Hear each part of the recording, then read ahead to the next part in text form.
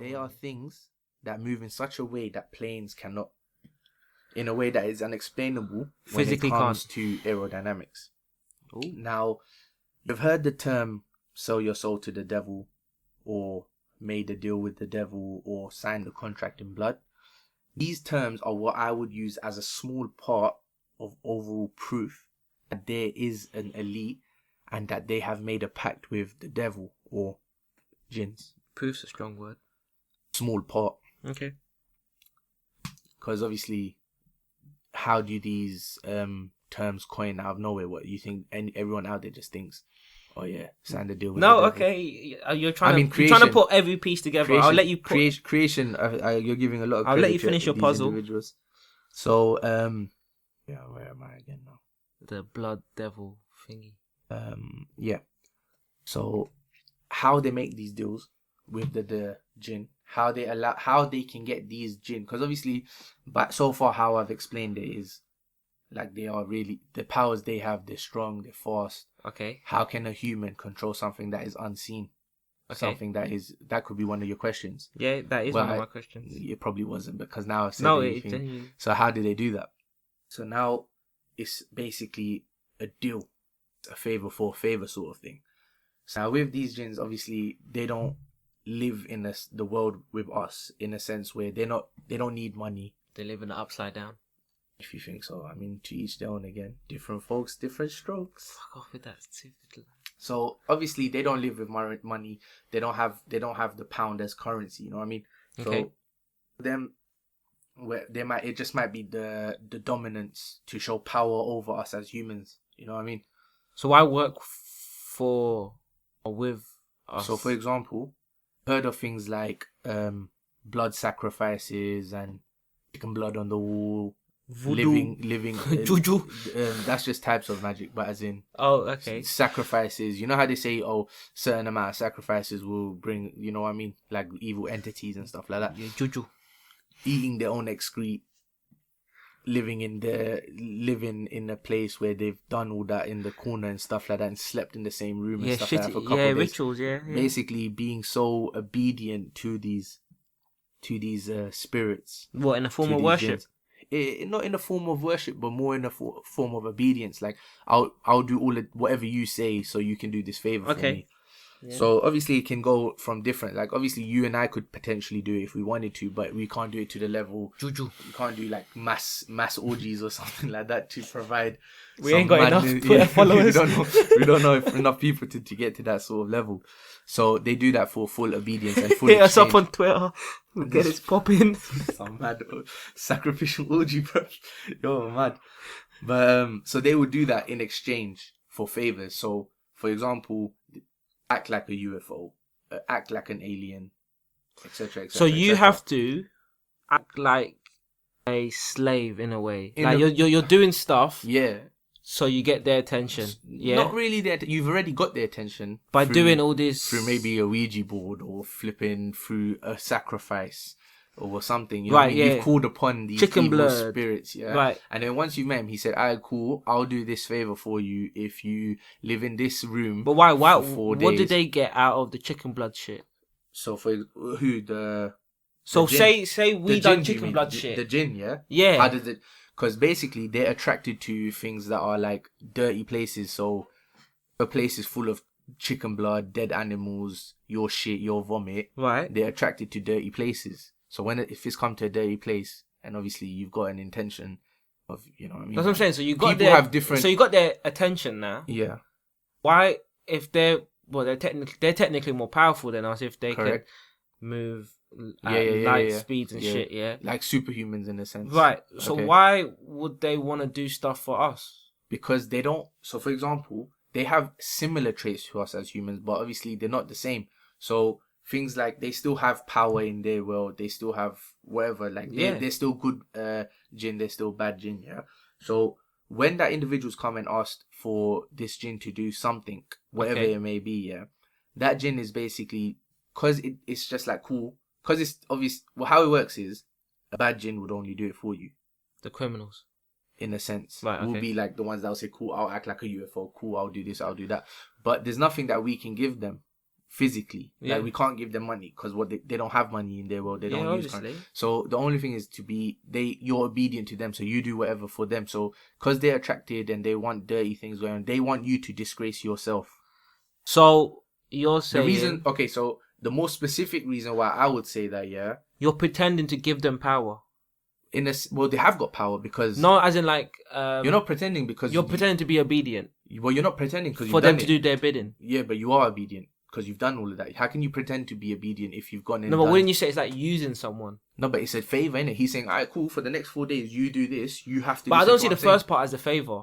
Like, what does the jinns get out of that? What's that? What's the first part? The chicken blood shit. No, the chicken blood thing isn't for the jinn. Like, here, mate, here's some chicken blood. It just gets them calling. I'm saying it's like, because it's making an area. Like, you might put chicken blood on the walls and put like a dead chicken or something in the. So that's an invite. In a sense, because right. you've made the place like dirty. Yeah, a place that's cool for them to chill. So that's the invite. So what did they get in return from doing the bidding? From acting like an alien, for example. Right. Yeah. Okay. They wouldn't do that until you've done things like, for example, if the guy said, "All right, cool, you've called me to this room, right? Yeah. Now I want you to stay in this room for 5 days, 4 days, 3 days, whatever. However, obviously each their own, innit? Like he would say whatever, however many days, or do whatever. Maybe he would want a sacrifice of a bigger animal. Right, but what did they get out of that? Can feed off bones. What? What do you mean? Like, what do they get out of them? What do these jinns get out of this stuff? The person is humiliating themselves. But what do they get out of it? That's what they're getting in. They're getting the person humiliating themselves, innit? Because they have dominance over that person. They like to watch. No, they don't have to watch. Maybe they do watch. I don't know. I don't talk to jinn, bro. Right. Okay. I think I'm getting way out of. But cool. For example, Islamically, right.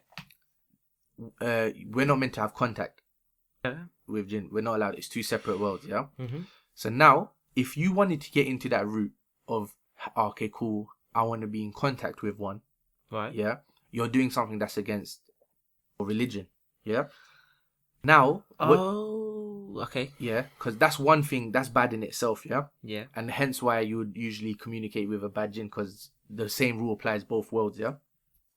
Now, doing things like living in a room and is dirty and stuff like that. What this jinn will gain out of it, is basically, however many years ago, when the devil was shunned out of heaven. Yeah.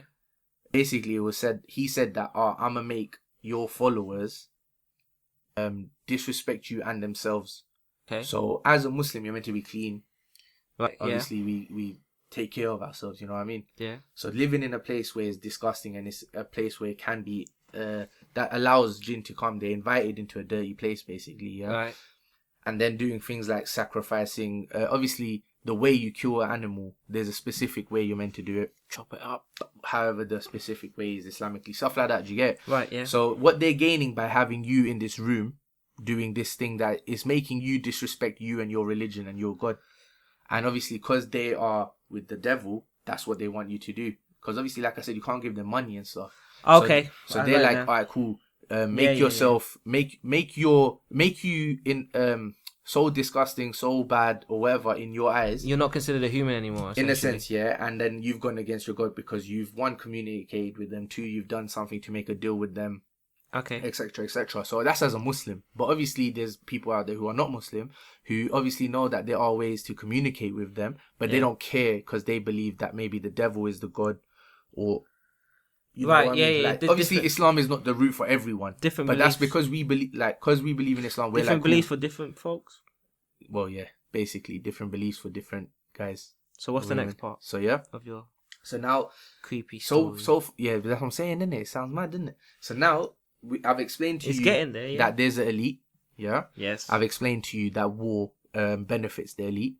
I've explained to you how aliens are shoved in our faces, and I've explained to you what I think are the explanation for aliens. That is the elite, and how the elite will basically talk to these people, to these jinns, to allow them to act like aliens. You know what I mean? Right.